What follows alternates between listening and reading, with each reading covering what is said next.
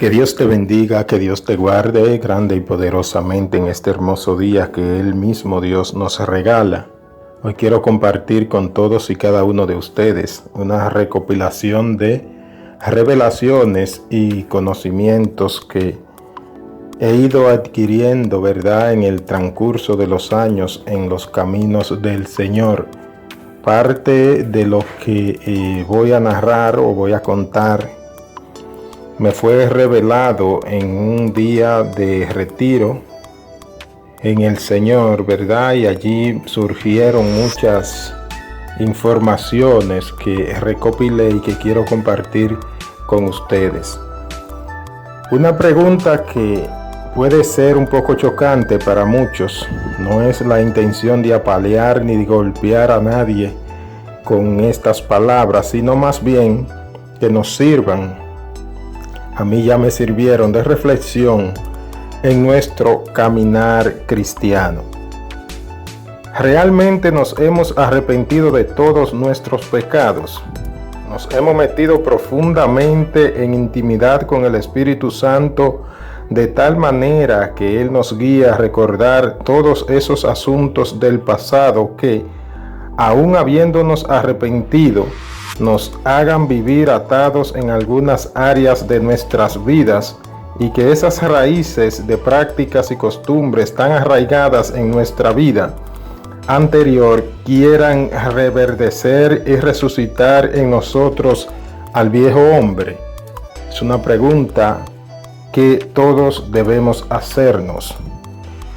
Somos salvos desde que creímos de corazón y recibimos a Jesucristo. Desde entonces, el Espíritu Santo de salvación ha venido a morar en nosotros, pero para poder operar a un nivel alto de espiritualidad, necesitamos la llenura del Espíritu Santo, valga la redundancia, para ser testigos de Cristo y para demostrar o para demostración del poder de Dios, como dice la palabra. Estas señales seguirán a los que creen, ¿verdad? Aleluya. La Biblia dice que cuando el Espíritu Santo echa fuera a los espíritus inmundos, ellos se quedan merodeando alrededor y miran dentro, y si ven que está arreglada y vacía, y el problema no es que esté ordenada, sino que esté vacía, que aún no haya alojado al Espíritu Santo en ella. Dice que busca a 7 peores que él y viene a morar en dicha casa. Y es lógico, porque si a él se le escapó, luego que tiene chance, va y busca refuerzos para que no se vuelva a soltar. El Señor reprenda en el nombre poderoso de Jesús.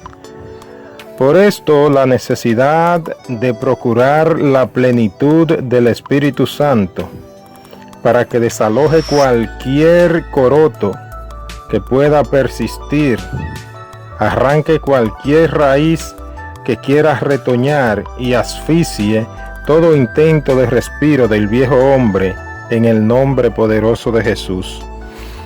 Nuestras acciones del pasado firmaron pacto, crearon contratos y abrieron portales en el mundo espiritual, por lo cual es necesario que escudriñemos en nuestros corazones y en nuestra mente rastros de cosas pecaminosas del pasado que puedan empañar nuestra relación con Dios. Aún arrepentidos, no por eso el enemigo va a dejar de perseguirnos y acusarnos ante el Padre. Siempre estará.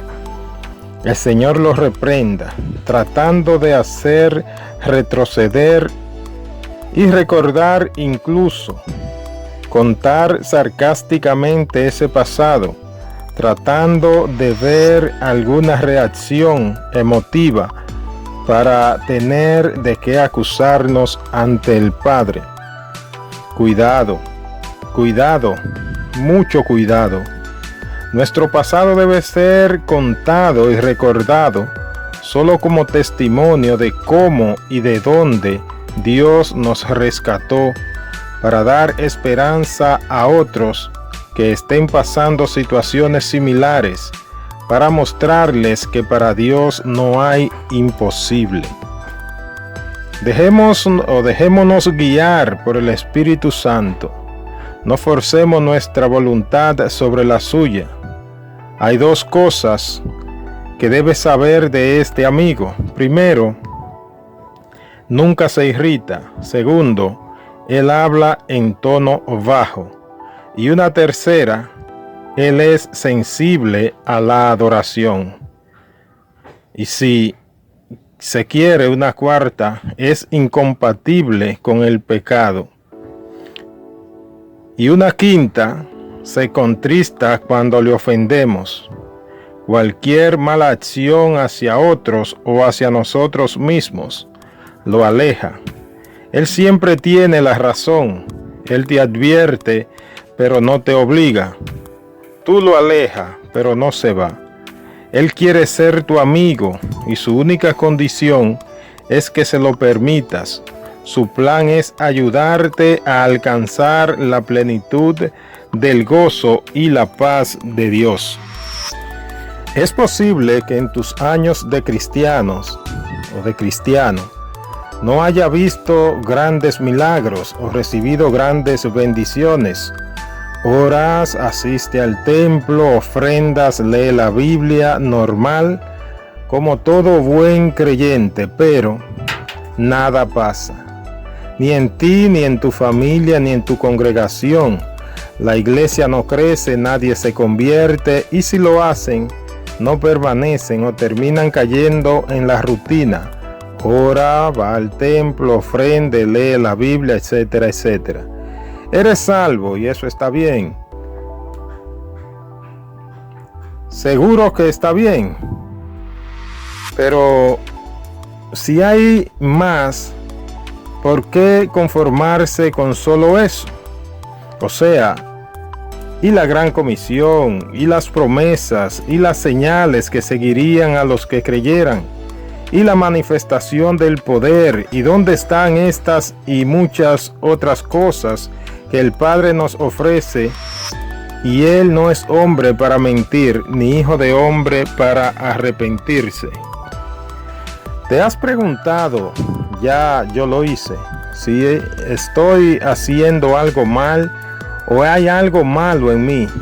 Una pregunta. ¿Seguro que ya dejaste atrás el pecado? ¿Seguro que ya no guardas rencor? ¿Seguro que ya no criticas ni murmuras? ¿Seguro que ya no te jactas de tu pasado? ¿Seguro que ya no hay ninguna raíz de amargura en tu vida? ¿Seguro que estás seguro? Santidad. Parece una palabra imposible y para el hombre lo es, y debo recalcar, por tanto, la necesidad del Espíritu Santo habitando en ti, pues no es con tu fuerza.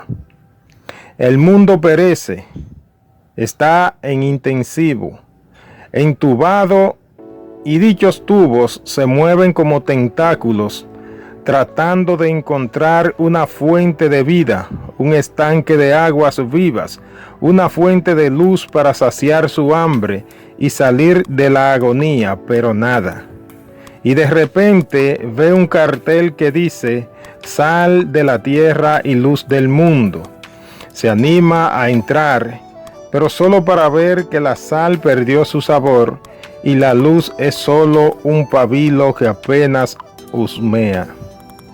Los llamados para levantar al caído, vendar al herido, sanar al enfermo, dar pan al hambriento, son fuentes sin aguas y faros sin luz, porque ya no van a la fuente.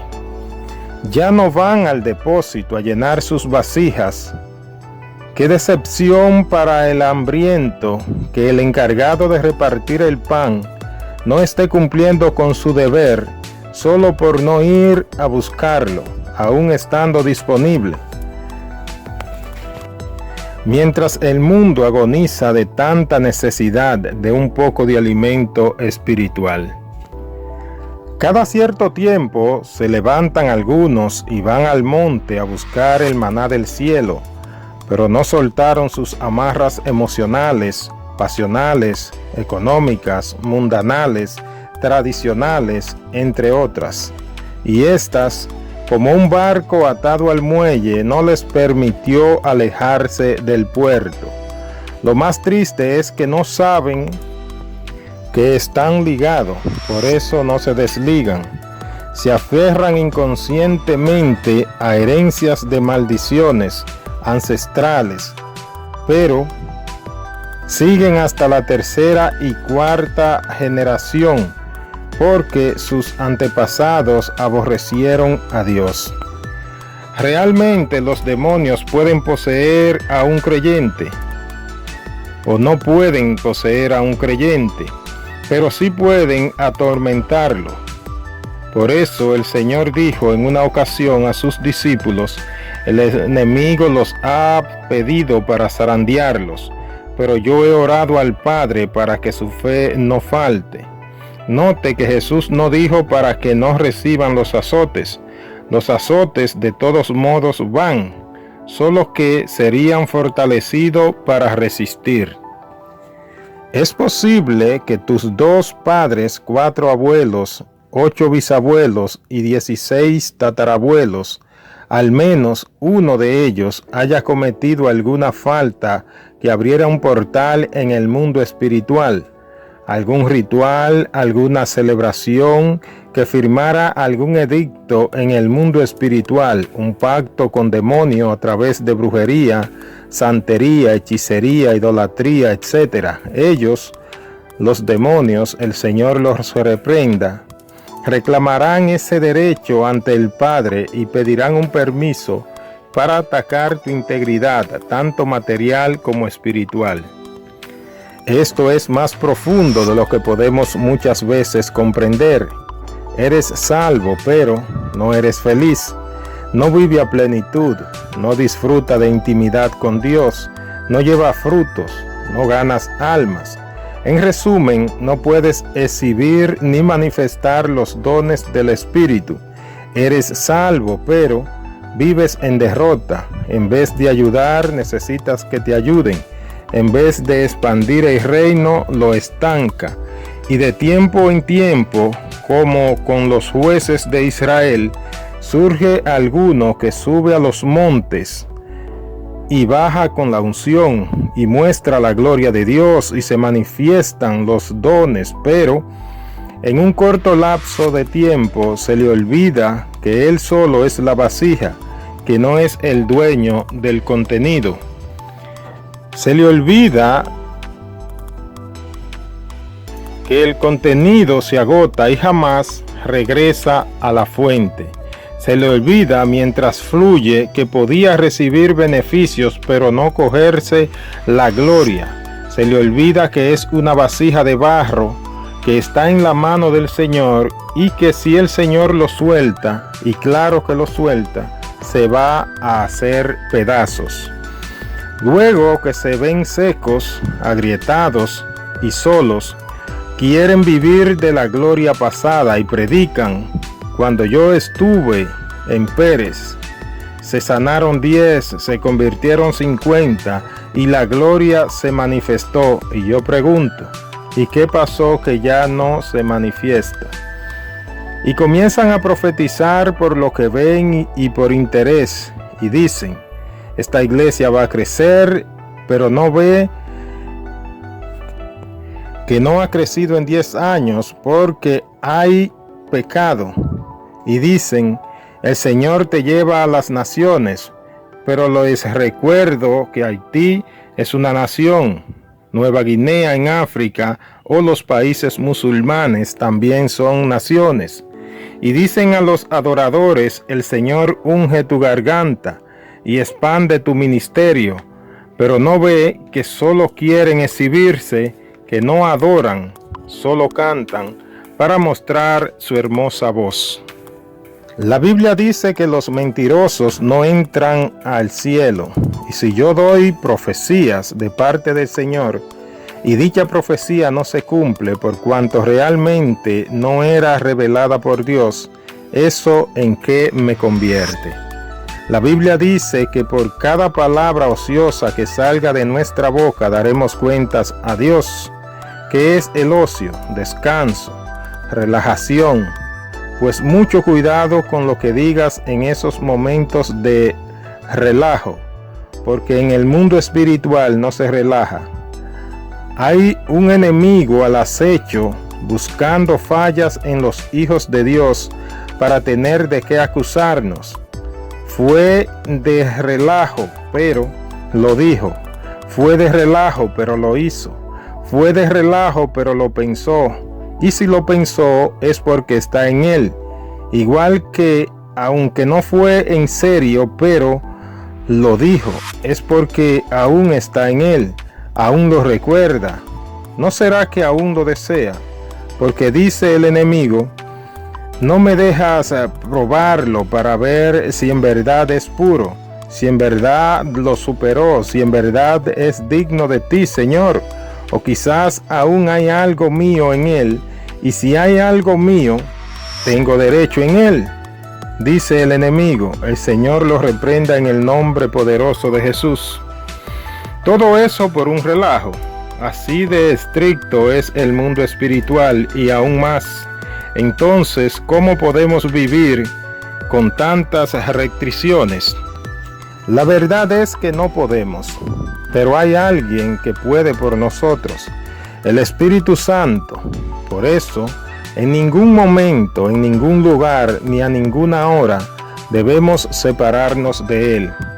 Es un dolor o un deber cristiano leer la Biblia. No digo que si un llamado cristiano pasa semanas, eso es lo que yo pienso, que si un llamado cristiano pasa semanas sin leer la palabra de Dios, de su Dios, para poder ostentar ese título debe reconciliarse con el Señor. Es la forma más sencilla de escuchar a Dios hablando. La palabra de nuestro manual deben ser leídas, memorizadas, vividas y compartidas para que la fuente fluya y el reino se extienda. Pedimos al Espíritu Santo que nos revele la palabra para entenderla y poder aplicarla en nuestra cotidianidad. Sin embargo, esto no es suficiente.